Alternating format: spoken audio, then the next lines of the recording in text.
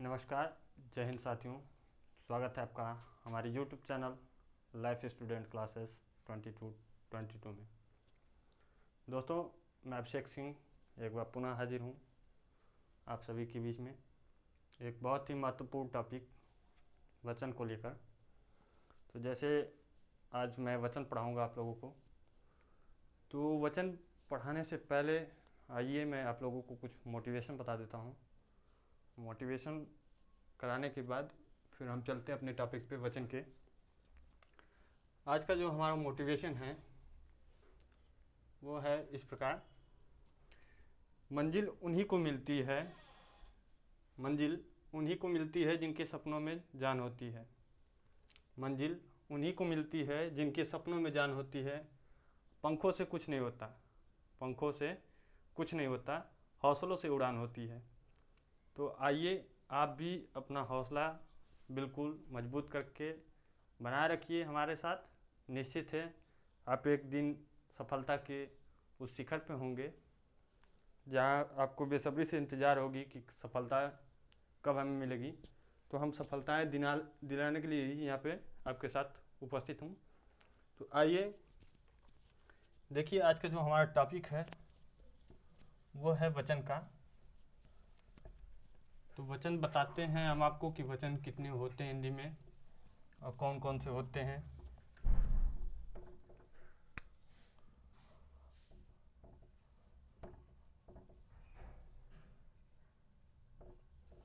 देखिए, वचन बताने से पहले मैं आपको बता दूं कि ये कुछ ऐसे एक दो चैप्टर होते हैं, वचन हुआ, लिंग हुआ, इनमें कुछ नियम होते हैं, कुछ आपको रटना पड़ता है।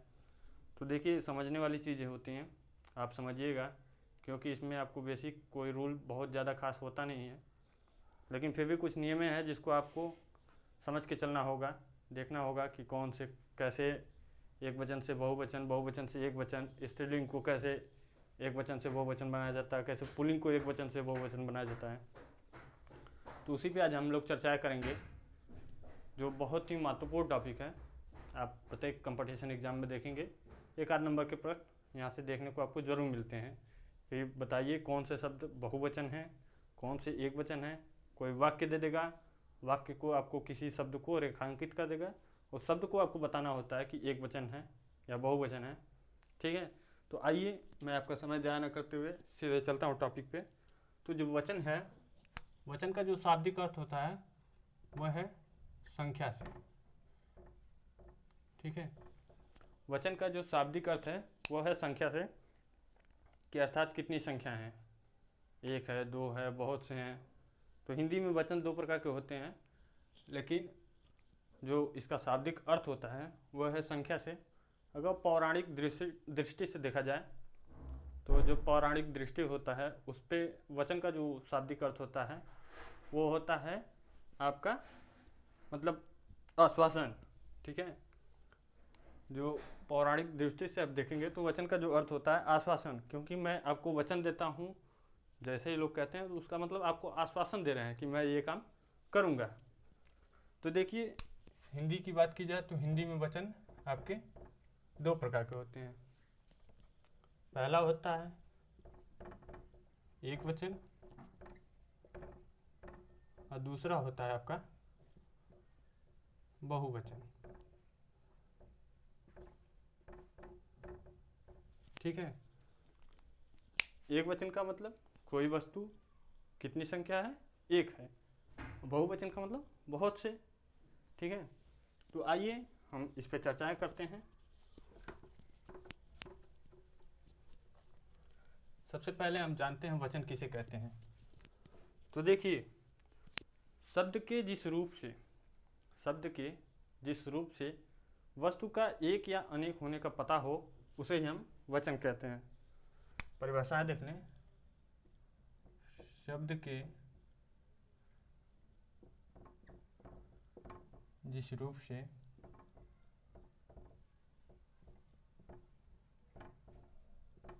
वस्तु के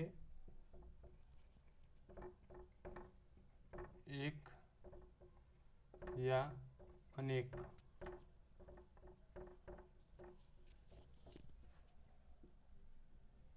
होने का पता चले उसे ही वचन कहा जाता है। देखिए जैसे परिभाषा मैंने दी कि शब्द के जिस रूप से वस्तु के एक या अनेक होने का बोध हो या पता चले उसे ही हम वचन कहते हैं। मैंने आपको बता भी दिया कि हिंदी में वचन दो प्रकार की होती हैं। पहला होता है आपका एक वचन,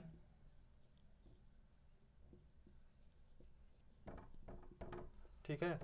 एक वचन में देख लें, इसकी परिभाषा होंगी संज्ञा की जिस रूप से किसी व्यक्ति वस्तु का एक होने का बोध हो। संज्ञा के जिस रूप से किसी व्यक्ति या वस्तु का एक होने का बोध हो उसे हम एक वचन कहेंगे। डिफिनेशन देख लीजिए, संज्ञा के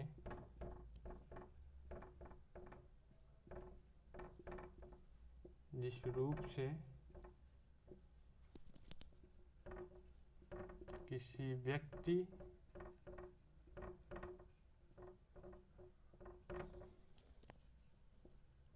वस्तु के एक होने का बोध हो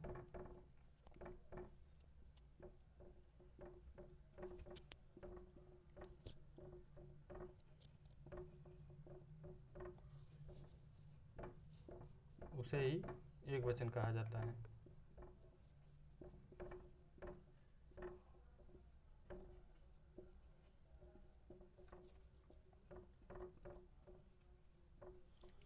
देखिए परिभाषा है संज्ञा के जिस रूप से किसी व्यक्ति वस्तु का एक होने का बोध हो उसे ही एक वचन कहा जाता है।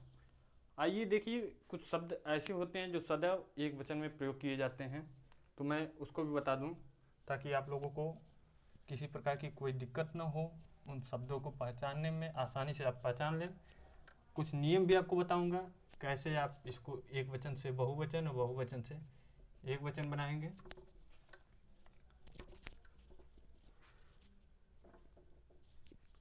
देखिए कुछ शब्द होंगे जो सदैव आपके एक वचन में प्रयोग होंगे।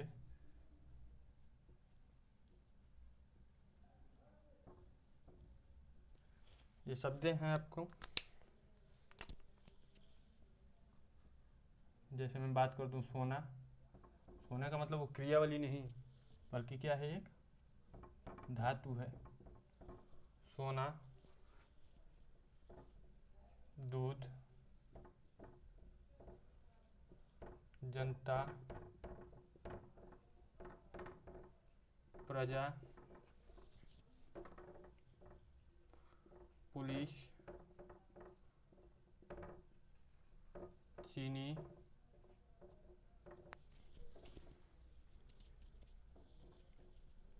सामान, ताश, कक्षा, प्रलय, क्रोध, वर्षा, पानी,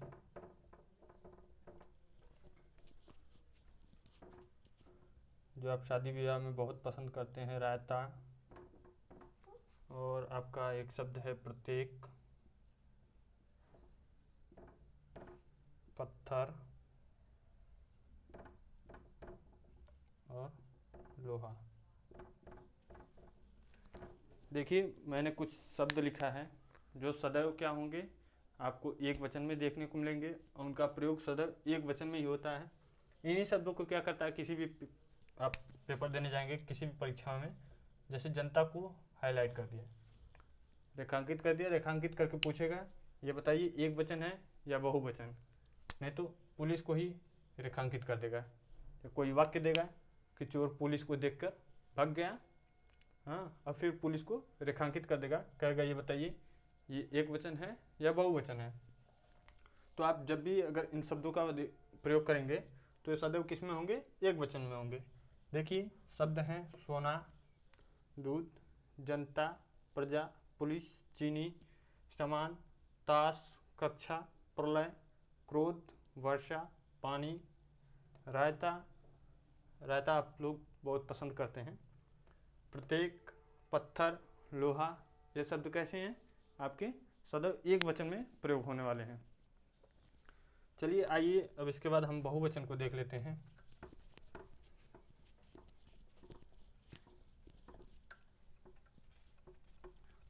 आखिरकार बहुवचन किसे कहा जाता है। उसके बाद फिर आपको मैं कुछ शब्द बता देता हूँ जो सदैव बहुवचन में प्रयोग होंगे। फिर उसके बाद मैं आपको नियम की तरफ ले चलूँगा, कैसे एक वचन से बहुवचन बनाया जाता है।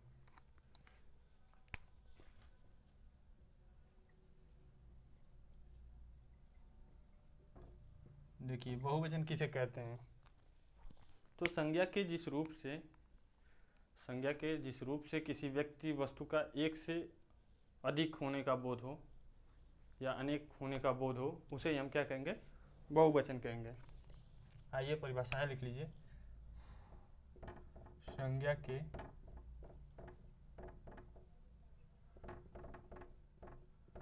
जिस रूप से किसी व्यक्ति या वस्तु के एक से अधिक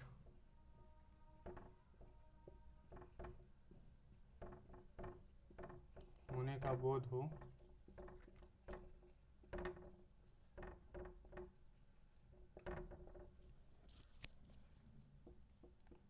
उसे ही वचन कहा जाता है।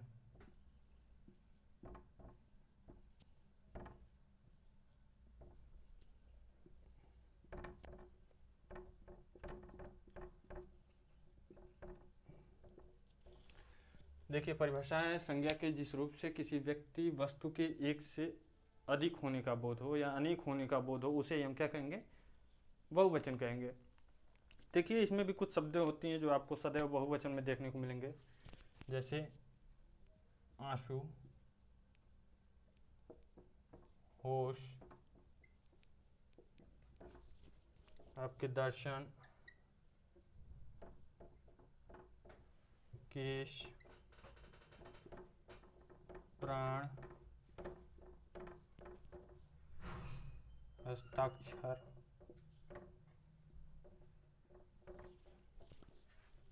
आशीर्वाद,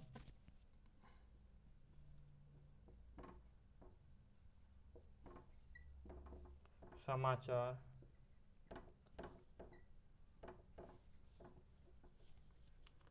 फिर आपका होगा अक्षत, अनेक,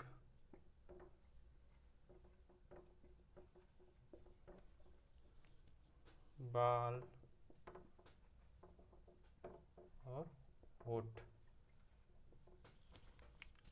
देखिए सदैव बहुवचन में प्रयोग होने वाले ये शब्द हैं आंसू, होश, दर्शन, केश, प्राण, हस्ताक्षर, आशीर्वाद, समाचार, अक्षत, अनेक, बाल, होठ। इनमें से कुछ बहुत ही महत्वपूर्ण है, जैसे आप देखेंगे किसी एग्जाम में जरूर से जरूर पूछा जाता है प्राण एक वचन है या बहुवचन। दूसरा चीज आशीर्वाद को आपको पूछा जाता है, आशीर्वाद एक वचन है या बहुवचन। दर्शन आपका पूछा जाता है कि एक वचन है या बहुवचन। हस्ताक्षर आपका बहुत महत्वपूर्ण है, ये भी पूछा जाता है एक वचन है या बहुवचन। आपका होठ को पूछ लिया जाता है। तो आप जैसे देखते ही हैं आपके पास कितने हैं, 2 होठ हैं। तो आपका जब भी एक से अधिक होगा वो किस में होगा, बहुवचन में होगा। तो आप एक वचन को और बहुवचन को अच्छी तरीके से समझ गए होंगे। कुछ इंपॉर्टेंट शब्द भी हैं जिसको मैंने आपको बता दिया कि एक वचन में प्रयोग होंगे और वो बहुवचन में। तो आइए देखिए आगे कुछ नियम हैं, उनको कैसे बहुवचन बनाते हैं तो उस पर चर्चाएं करते हैं हम।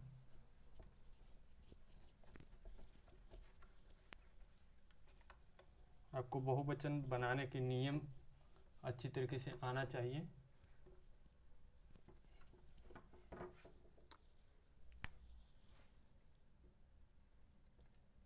बहुवचन बनाने के नियम। देखिए इससे पहले कुछ शब्दों पर चर्चा कर ली जाए। जैसे मैं कहूँ अकारांत, आकारांत, ईकारांत, उकारांत, ऋकारांत, तो इन शब्दों को आपको जानना चाहिए कि हाँ ये किसे कहते हैं। जैसे मैं कह दूँ अकारांत,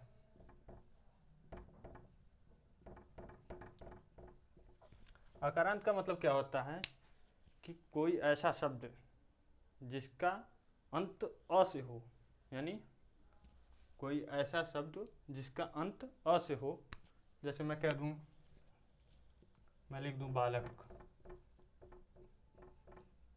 जब आप इसको संधि विच्छेद करेंगे तो इसको तोड़ेंगे तो ब आ धन ल फिर धन अ फिर धन क धन अ। तो देखिए कहीं ना कहीं इसका जो अंतिम स्वर है वो क्या है, अ है। आपको पता होगा किसी भी व्यंजन का उच्चारण करते समय हम किसकी सहायता लेते हैं, स्वरों की सहायता लेते हैं, क्योंकि बिना स्वर के व्यंजन का उच्चारण नहीं हो पाएगा। तो इसलिए जब भी व्यंजन का उच्चारण कीजिए आप किसी स्वर के सहायता से कीजिए। तो स्वरों का सहायता लेकर जब आप करेंगे तो उसका उच्चारण तभी संभव है।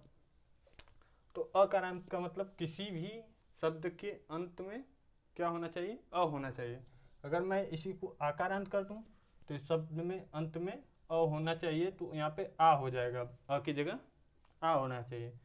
इकारांत करूं तो उस शब्द में अंतिम में ह्रस्व ई या दीर्घ ई होना चाहिए। उकारांत करूं तो यहाँ पे अंत में ह्रस्व उ या दीर्घ उ होना चाहिए। ऋकारांत करूं तो यहाँ पे री, यहाँ पे भी आपका क्या होगा, ह्रस्व री अथवा दीर्घ री होना चाहिए। ठीक है, इन चीज़ों को आप समझ गए। तो आइए देखिए अब बहुवचन बनाने के नियम कैसे हैं।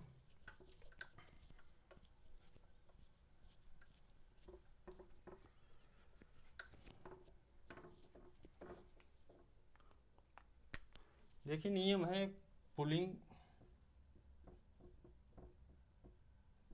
आकारांत शब्द,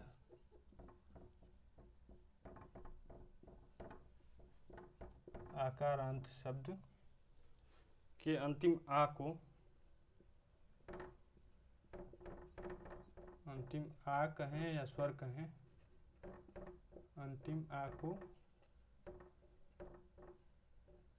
ए कर देते हैं।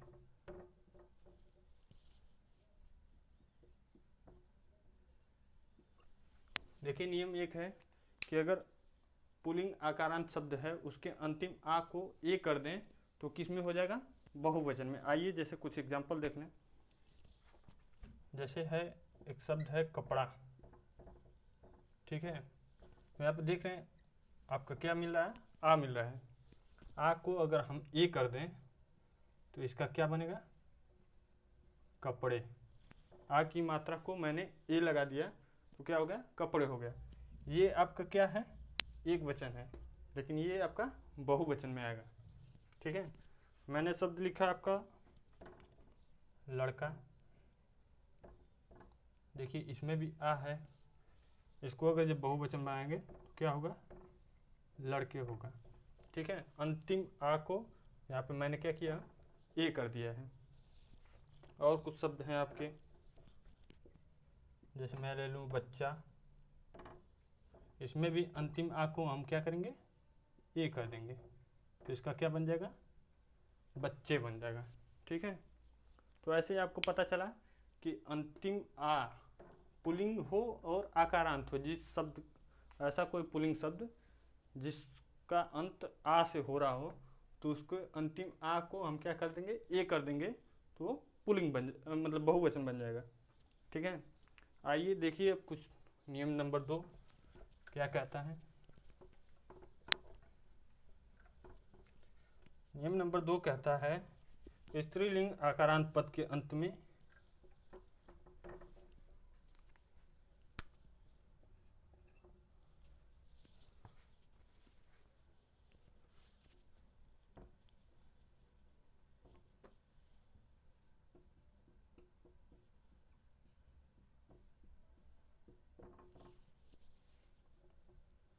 देखिए नियम नंबर 2 हमारा कहता है स्त्रीलिंग आकारांत पद के अंत में हम अगर ए जोड़ दें, ए पे क्या होना चाहिए, अनुस्वार होना चाहिए। अगर उसको जोड़ दें तो वो क्या होगा, आपका एक वचन से बहुवचन हो जाएगा। जैसे आइए कुछ एग्जांपल देख लीजिए। जैसे एक शब्द है शाखा, शाखा कैसा शब्द है, स्त्रीलिंग है और आकारांत है। देखिए इसमें अंत में आ की मात्रा लगी हुई है। अगर इसको जब हम बहुवचन बनाएंगे तो हम इसको अंत में क्या करेंगे, जो अनुस्वार वाला ये है इसी को जोड़ देंगे तो हमारा क्या हो जाएगा, शाखाएं। शाखाएं कैसा हो गया, बहुवचन हो गया। ये आपका एक वचन है, ये आपका बहुवचन। ठीक है, मैंने शब्द लिया कविता, किसी का नाम भी हो सकता है, अधिकतर करके लड़कियों का नाम होता है कविता। मैंने जैसे शब्द लिया कविता, वैसे आपको देखेंगे जब यहाँ पे अनुस्वार लगाएंगे तो क्या हो जाएगा, कविताएं, और बिंदी लग जाएगी ऊपर। तो ऐसे शब्द जहाँ भी आपको दिखे तुरंत आप समझ जाइए ये बहुवचन है। और आकारांत स्त्रीलिंग पदों के अंत में अगर हमें बहुवचन बनाना है तो अनुस्वार आई का प्रयोग कर देते हैं, उससे हमारा क्या होगा, शब्द बहुवचन बदल जाएगा। ठीक है, अब देखिए, अब आकारांत की जगह अकारांत शब्द होगा।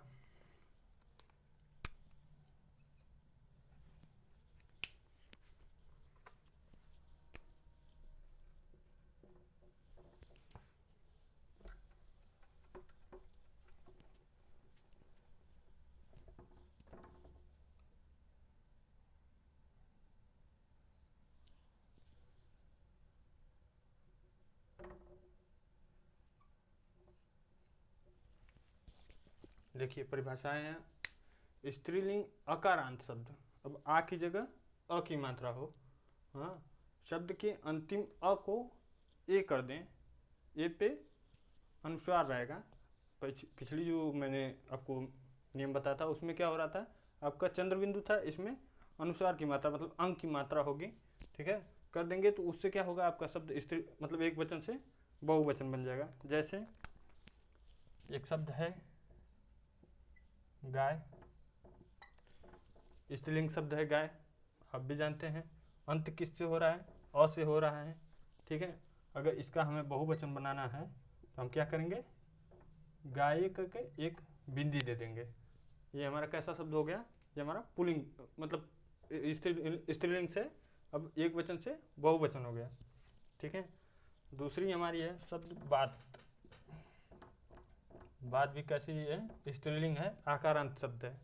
इसमें जब हम इसको बहुवचन बनाएंगे तो इस पर भी एक का मात्रा और एक बिंदी लगा देंगे तो जो बातें शब्द बनती हैं वो कैसा होगा, आपका बहुवचन होगा। ठीक है, तो इसको भी आप समझ गए होंगे। आइए तीसरी जो नियम है,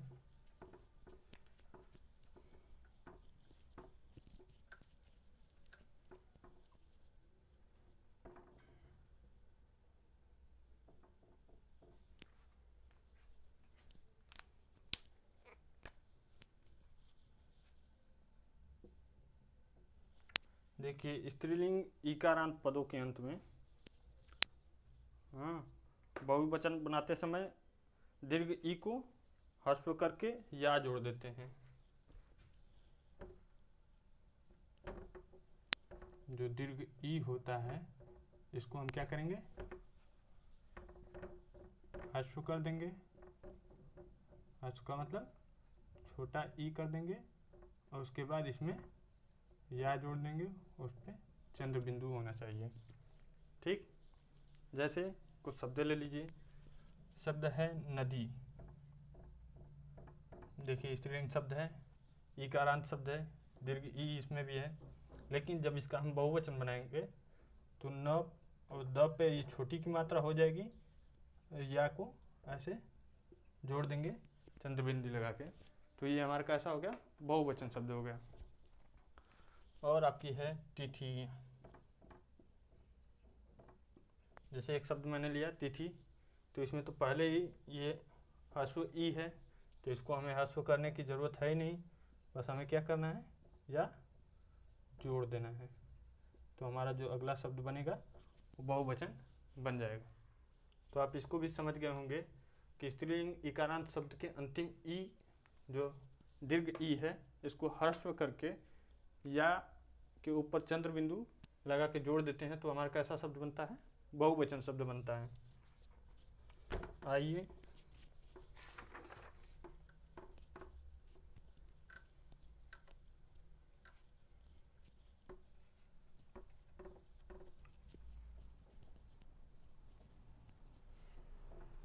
देखिए कुछ शब्द ऐसे होते हैं स्त्रीलिंग जो या प्रत्यांत होते हैं।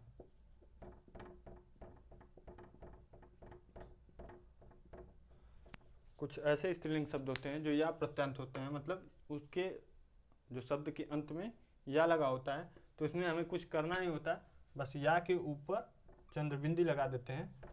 अगर चंद्रबिंदी लगा दें तो हमारी शब्द कैसे बन जाएगी, मतलब एक वचन से बहुवचन बन जाएगा। जैसे हमने एक शब्द लिया चिड़िया। चिड़िया कैसा है, स्त्रीलिंग शब्द है या प्रत्यांत है। देखिए या इसके अंतिम में आ रहा है, इसको अगर हमें बहुवचन बनाना है तो हमें क्या करना पड़ेगा, बस इसके ऊपर या के ऊपर चंद्रबिंदी लगा देंगे तो आपका क्या हो जाएगा, स्त्रीलिंग से ये आपका स्त्रीलिंग तो है ही है, प्लस एक वचन से बहुवचन की तरफ आपका बन जाएगा। दूसरा शब्द लेते हैं हम,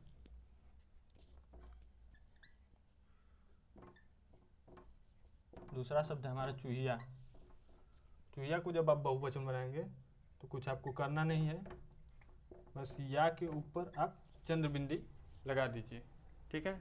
ऐसे ही देखिए कुछ शब्द ऐसे भी होते हैं जिनमें आपको बहुवचन बनाने के लिए गण, जन, वृद्ध और वर्ग का इस्तेमाल करना पड़ता है।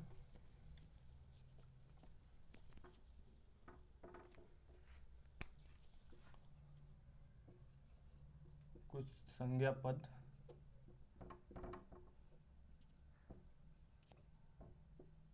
को एक वचन से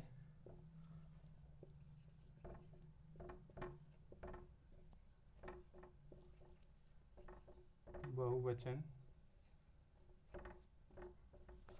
बनाने के लिए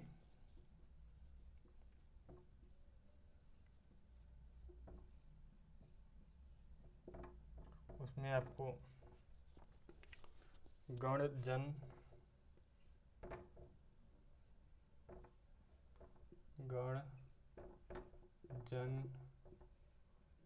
वर्ग और वृंद इन शब्दों का प्रयोग करना होता है,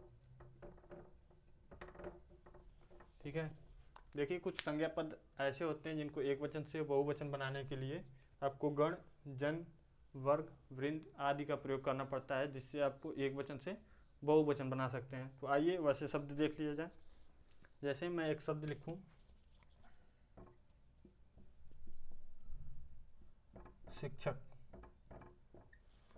मैंने लिखा शिक्षक, तो आप शिक्षक को जब बहुवचन बनाएंगे तो इसका बहुवचन कैसा बनता है, तो इसमें जब आप गण जोड़ेंगे तो ये हो जाएगा आपका शिक्षक गण, ठीक है। मैं लिख दूं गुरु, एक शब्द लिया मैं गुरु, अगर जब इसका आप बहुवचन बनाएंगे तो आप बनाएंगे गुरु जन। देख रहे हैं आपका यहाँ पे गण जुट रहा है, यहाँ पे जन जुट रहा है।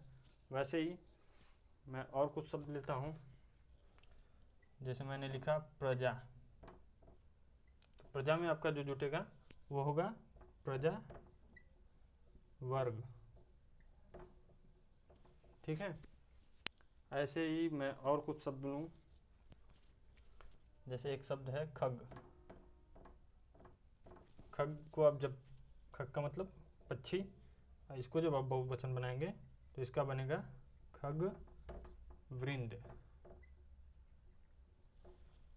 तो देखिए ऐसे कुछ शब्द होते हैं जिनको संज्ञा पद को एक वचन से बहुवचन बनाने के लिए गण, जन, वर्ग, वृंद आदि का प्रयोग करके उनको एक वचन से बहुवचन बनाया जाता है। आइए देखिए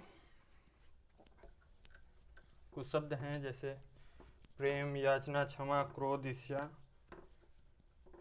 इत्यादि भाववाचक संज्ञाएं वो दोनों वचन में होती हैं।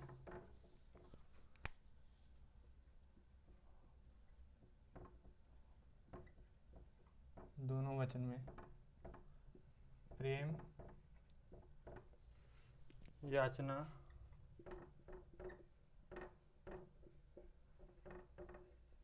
क्षमा क्रोध,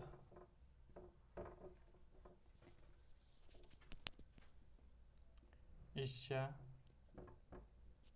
द्वेष,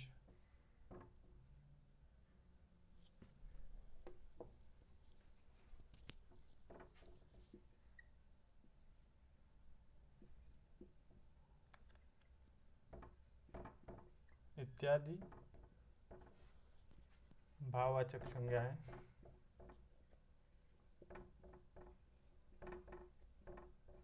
दोनों वचन में होती हैं।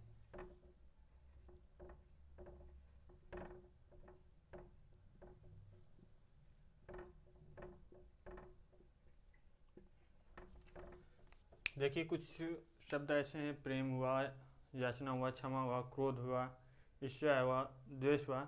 कुछ भाववाचक संज्ञाएं ऐसी होती हैं जो सदैव मतलब क्या होती हैं, आपके दोनों वचन में होती हैं। इनके अर्थ के आधार पे ही इनको बताया जा सकता है कि ये एक वचन है या बहुवचन है।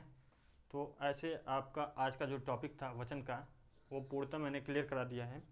अगर वीडियो अच्छी लगती हो तो वीडियो को लाइक, शेयर, सब्सक्राइब करना ना भूलिएगा, ठीक है। बाकी अगले दिन मैं आपको किसी नए टॉपिक के साथ आऊँगा।